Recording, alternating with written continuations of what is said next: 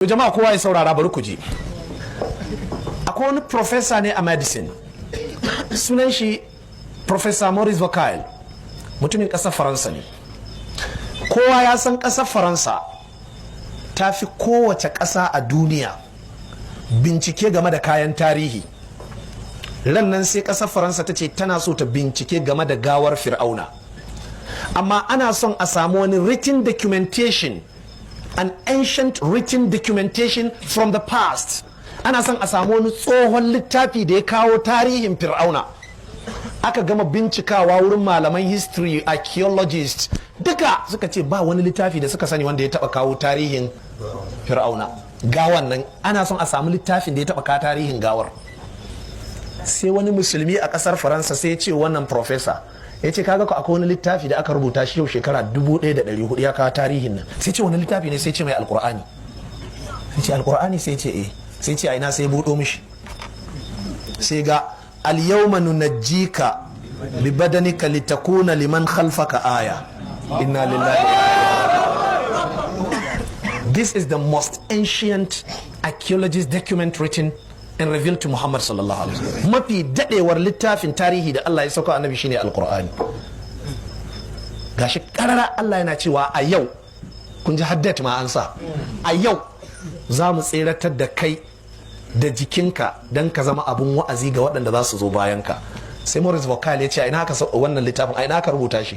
Aka ce a ai wannan ba wai rubuta ne wani malamin bincike, wannan wahayi ne daga saman bakwai.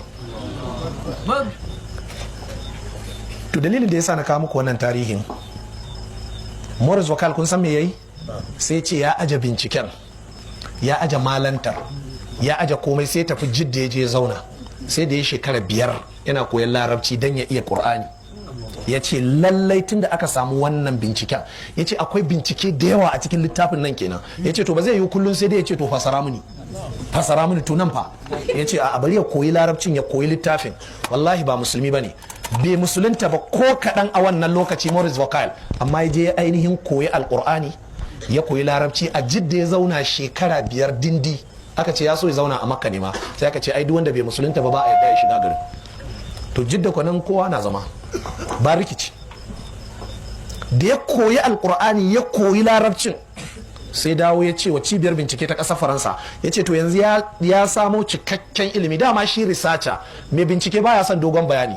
In ya samu sadara 2 akan abin da zai bincika sai ya ci gaba da binciken, amma yana so ya samu daga ina za a yi kistata, daga ina za a tayar mai da motan, aka tayar sai da zai karasa.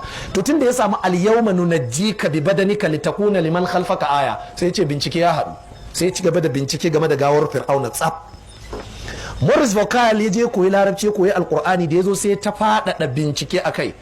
Ƙarshe dai jama'a, Maurice Vocal ya musulunta a yanzu. Maurice Vocal ya musulunta a yanzu. Wannan tarihin da littafin da ya rubuta yau kamar wata guda da ya wuce mun aza shi akan net. Ka je ka duba wancan site din da muka faɗi, sultan.com. Za ka gan shi da Quran and the modern science. A wannan daban ne, ai littattafan nashi daban-daban ne. The Quran and the modern science. Akwai kuma the Quran, the Bible and the modern science. Wannan daban. Akwai the Quran and the modern science. Wannan dan karami ne haka, yana nan mun sa shi akan net. Waɗannan littattafan da nake faɗi duk muna da kofin su a nan office, suna nan mun cire su daga internet. Zaka iya zuwa in gari ya waye kana so sai a baka aro. Abinda muke so kullun so muke musulmi su zama suna da amana. Muka baka aro, je ka kai photo star, sai ka je kai photo star, sai ka dawo mana da su.